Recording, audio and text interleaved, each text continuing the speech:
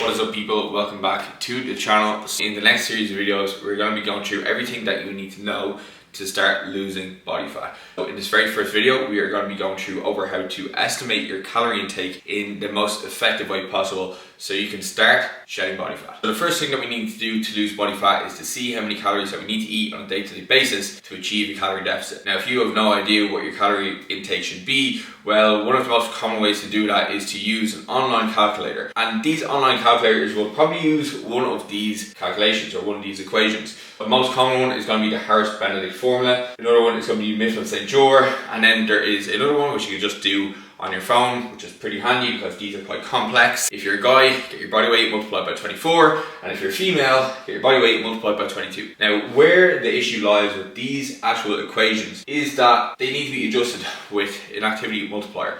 And this is where a lot of people start to overestimate the actual amount of activity they'll do on a day-to-day basis, and then they'll end up giving themselves way more calories than they need on a day-to-day basis and end up just gaining weight. I don't like to use these equations for that reason, and also because you're going to have to use the method that I'm just about to show you anyway. This is the method that I like to use. That's how I program calories for all my clients. I'll get them to collect their body weight every day for 7 days and track their food intake every day for 7 days. What that will give us then is it'll give us an average body weight as well as an average calorie intake. What we'll do in the second week then is get them to repeat the calorie intake within about 50 calories to give them some wiggle room. As well as this, we'll try to keep our activity level constant. So we'll try to keep as many steps as we usually do pretty much fixed. Same level of gym sessions, not doing anything extreme. All we want to do is see how our calorie intake is going to influence our body weight. Once we have got 2 weeks worth of information, we'll have 14 weigh-ins, we'll have 14 days of food tracked. We'll take the 2 weeks and we'll compare them against one another. If the weight maintained across 2 weeks and our calories are the exact same, well then we know that we are going to be at a maintenance level of calorie intake. If we were dropping weight after the second week, well then we know that we're probably in somewhat of a deficit. If our weight has increased, we know that we're probably in somewhat of a surplus, so our calories need to be adjusted. To put this into numbers, I'm going to show you an example. So we're working with an avatar client here, okay? So let's say this is John. John is about 80 kilos. He's looking to find out what maintenance calories should be. So I say, John, weigh yourself every day for the next 7 days and track your calories every day for the next 7 days too. So you can see here he weighs in across the week. You can see there's some minor fluctuations, you know, 0.2 kilo there, 0.2 kilo there. And the reason why we are using this 7-day average is because if we were to just look at one data point, it's not necessarily going to be the most true reflection of what his body weight could look like. Because depending on what his weight fluctuations could be, some people could fluctuate a kilo every day depending on what their calorie intake is going to be like, their stress levels, their water intake. So having more data points to go off is going to give us a more accurate reflection as to what his true body weight is going to be. So we track his body weight across 7 days, we get our 7-day average 80.3. With the likes of our calorie intake, again you can see there's some variance here. You know, he looks like he's having about 3,000 calories on average. Some days he's going down as low as like 2,970, other days as high as 3,200, okay? We get his average and we say, okay John, for the next week I want you to eat about 3,040 calories on average across the week.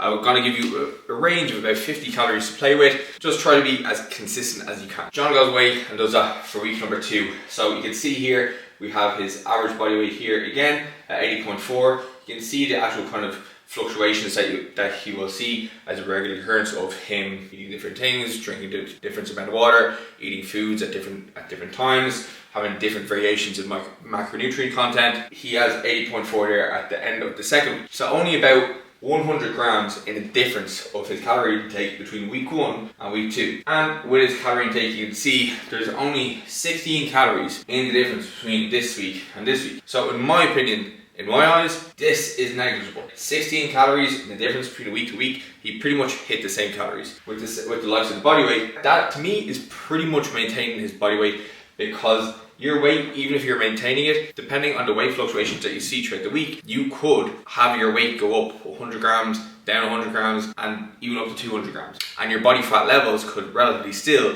be the exact same, but there could just be changes in water mass, which is changing your actual total mass, which is influencing the average weight on the scale. So we can say with John that his maintenance calories are around 3,030 calories that he needs to eat per day to maintain his body weight. Obviously, this does not always work out as perfectly as the scenario that I pictured here. So what do you do to troubleshoot it? So if your weight goes up or your weight goes down, what you can do is you take 7,700. So 7,700 is theoretically how much energy or how many calories are going to be in a kilogram of body fat. After that, you're going to multiply it by the amount in kgs that the weight has went up or the weight has went down. After that, you're going to divide it by 7. If you divide it by 7, that's going to give you the total calorie surplus or deficit on a day-to-day basis. So here is our example. If our weight is up by 0.5 of a kilogram, so half a kilogram, what we do in this scenario is we take 7,700, a kilogram of body fat, we multiply it by 0.5 and divide it by 7. We're going to get 3,850 calories is our half a kilogram of body fat,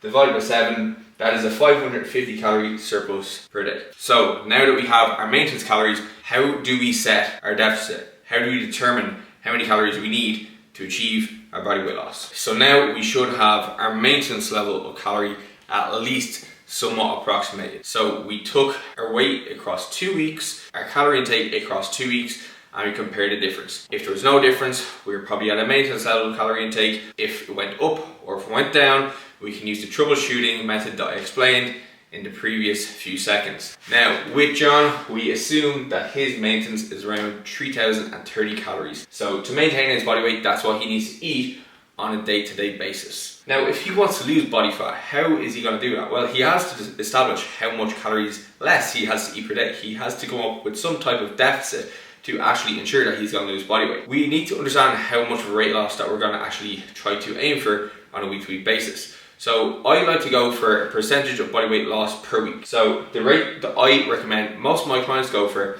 is 0.5 to 1% of their body weight loss per week, as opposed to an arbitrary number like 500 calorie of a deficit per day. Reason for that being is everybody is going to be varying in body sizes. Somebody who is 100 kilos versus somebody that is 50 kilos, they're going to be taking in different calorie intakes. A 500 calorie deficit to somebody on 1,500 calories versus somebody on 4,000 calories is going to have a very big impact on that person's experience of the total diet itself, as well as the actual impact on the actual outcome of the fat loss. So I like to go for 0.5 to 1% of your body weight loss per week. How do you decide which end of this spectrum that you will lie on?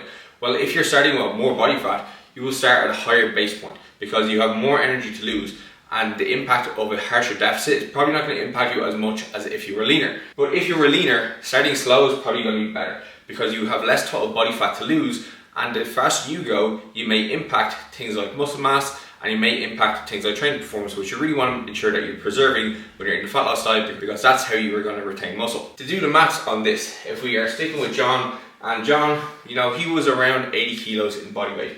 His total daily energy expenditure, so his energy balance or his maintenance level of intake, was 3,030. To lose 0.5% of his body weight per week, the maths we do are pretty simple. Remember this 7,700, a kilogram body fat?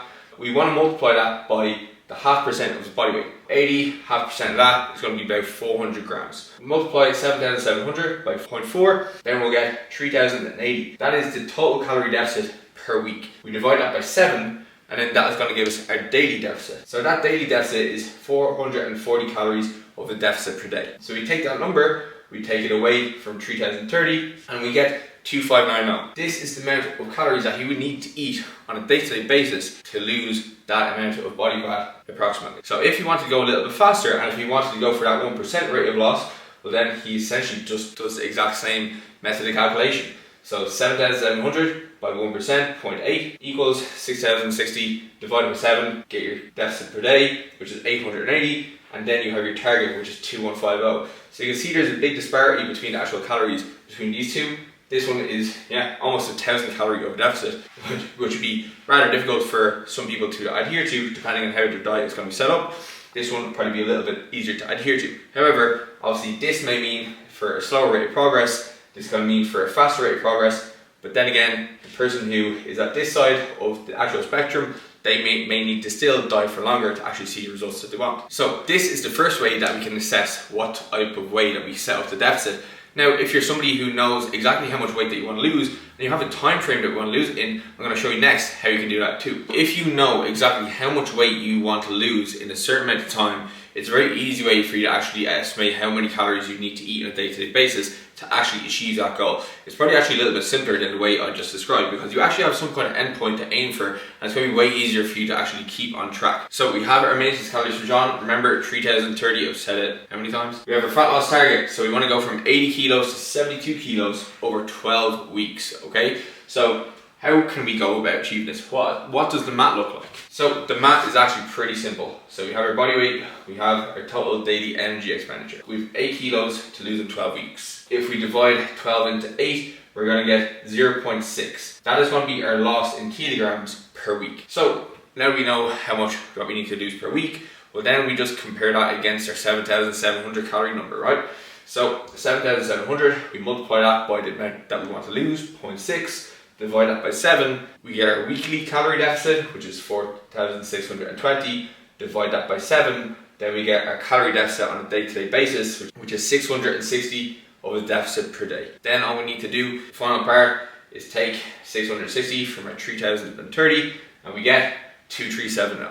So that is pretty much everything you need to know about setting up your calories initially.